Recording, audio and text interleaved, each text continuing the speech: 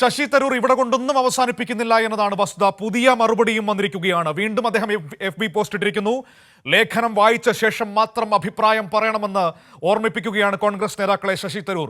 വ്യവസായ മേഖലയിൽ ഉണ്ടായത് ആശാവഹമായ മാറ്റങ്ങളാണ്. അത് അംഗീകരിക്കാതിരിക്കുന്നത് ചെറുതായി പോകും എന്ന് പറയുകയാണ് ശശി തരൂർ. കണക്കുകളും വിവരങ്ങളും അടിസ്ഥാനമാക്കി തന്നെയാണ് ലേഖനമെന്ന് ശശി തരൂർ വീണ്ടും വീണ്ടും തന്നെ വിമർശിക്കാൻ ശ്രമിക്കുന്ന കോൺഗ്രസ് നേതാക്കളോടും UDF നേതാക്കളോടും പറഞ്ഞു വെക്കുകയാണ്.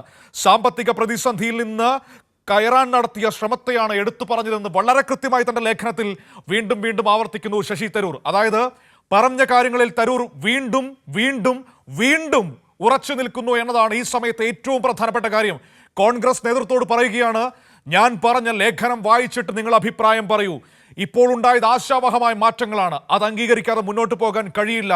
അങ്ങനെ പോയാൽ നമ്മൾ ഓരോരുത്തരും ചെറുതായി പോകും എന്ന് ശശി തരൂർ ഓർമ്മിപ്പിക്കുന്നു കോൺഗ്രസ് നേതൃത്വത്തെ, UDF നേതൃത്വത്തെ. കണക്കുകളും വിവരങ്ങളും അടിസ്ഥാനമാക്കി തന്നെയാണ് തന്റെ ലേഖനമെന്ന് തരൂർ വീണ്ടും വീണ്ടും ആവർത്തിക്കുകയാണ്.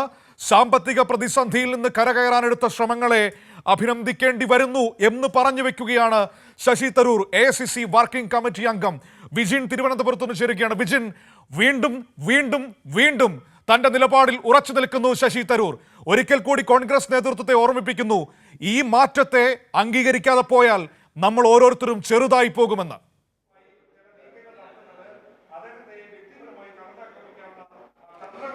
എന്തായാലും അല്പം മുമ്പ് UDF കൺവീനർ M.M. ഹസൻ നടത്തിയൊരു പ്രസ്താവനയുണ്ട്. അത് പറയുന്നത് ശശി തരൂർ വർക്കിംഗ് കമ്മിറ്റി അംഗം എന്ന നിലയിലുള്ള സ്ഥാനം രാജിവെക്കണം എന്നുള്ളതാണ്. കടുത്ത നിലപാടിലേക്ക് M.M. ഹസൻ പോയിട്ടുണ്ട്. നേരത്തെയും രമേശ് ചെന്നിത്തലയും VD സതീശനും ഉൾപ്പെടെയുള്ളവർ അത്തരത്തിൽ വിമർശിച്ച് രംഗത്തെത്തുന്ന സാഹചര്യം ഉണ്ടായിരുന്നു. പക്ഷേ M.M. ഹസന്റെ ഭാഗത്തു നിന്ന് അത്തരം കടുത്ത ഒരു നിലപാട് ഉണ്ടായതിന് തൊട്ട് പിന്നാലെയാണ് ഇത്തരത്തിൽ ഒരു ഫേസ്ബുക്ക് പോസ്റ്റ് എന്നുള്ളതാണ് ഏറ്റവും ശ്രദ്ധേയം. അതിൽ പറയുന്നത്, ആദ്യം ലേഖനം വായിച്ചു നോക്കിയ ശേഷം മാത്രം പ്രതികരിക്കണം എന്നാണ്. താൻ പറഞ്ഞത് കേരളത്തിൽ ഉണ്ടാകുന്നത് ആശാവഹമായ മാറ്റമാണ്. അതിനെ പ്രതികരിക്കാതിരിക്കുന്നത് അത് ചെറുതായി പോകും, അതിന് ഇഴുത്തിക്കാട്ടുന്നത് അത് ചെറുതായി പോകും എന്നുള്ള കാര്യമാണ് പറയുന്നത്. വ്യവസായ മേഖലയിൽ സംസ്ഥാനത്തുണ്ടായത് വലിയ മാറ്റമാണ് എന്ന കാര്യം വീണ്ടും ആവർത്തിക്കുകയാണ് ശശി തരൂർ ചെയ്യുന്നത്. അതായത് കോൺഗ്രസ് നേതാക്കൾ, മുതിർന്ന നേതാക്കൾ ഉൾപ്പെടെ നടത്തിയ വിമർശനങ്ങളെ, ഈ ശശി തരൂരിൻ്റെ പ്രസ്താവനയ്ക്കെതിരെ രംഗത്തെത്തിയ വിമർശനങ്ങളെ പൂർണ്ണമായും തള്ളിക്കൊണ്ട് വീണ്ടും താൻ നടത്തിയ ലേഖനത്തിൽ, താൻ എഴുതിയ ലേഖനത്തിൽ പറഞ്ഞ കാര്യങ്ങളെ വീണ്ടും ന്യായീകരിച്ചുകൊണ്ട് രംഗത്തെത്തുകയാണ് ശശി തരൂർ ചെയ്യുന്നത്. അതുതന്നെയാണ് ആ നിലപാടിൽ താൻ ഉറച്ചു നിൽക്കുന്നു എന്ന കടുത്ത നിലപാടിലേക്ക് അദ്ദേഹം എത്തുന്നു എന്നുള്ളതാണ്. അല്പസമയത്തിനകം വളരെ വിശദമായി തന്നെ ഈ വിഷയം ചർച്ച ചെയ്യേണ്ടതുണ്ട്. കാരണം വീണ്ടും ശശി തരൂർ തന്റെ നിലപാടിൽ ഉറച്ചു നിൽക്കുന്നു. ഇന്ന് രാവിലെ ഒരു കുറിപ്പിട്ടിരുന്നു ഫേസ്ബുക്കിൽ. അതിനുശേഷം ഇപ്പോഴിതാ വീണ്ടും പ്രതിപക്ഷ നേതാവും UDF കൺവീനറും അടക്കമുള്ളവർ ശശി തരൂരിനെതിരെ നിലപാട് പറഞ്ഞതിന് ശേഷവും അദ്ദേഹം തന്റെ നിലപാടിൽ ഉറച്ചു നിൽക്കുന്നതാണ് ഇപ്പോൾ നമുക്ക് കാണാൻ കഴിയുന്നത്.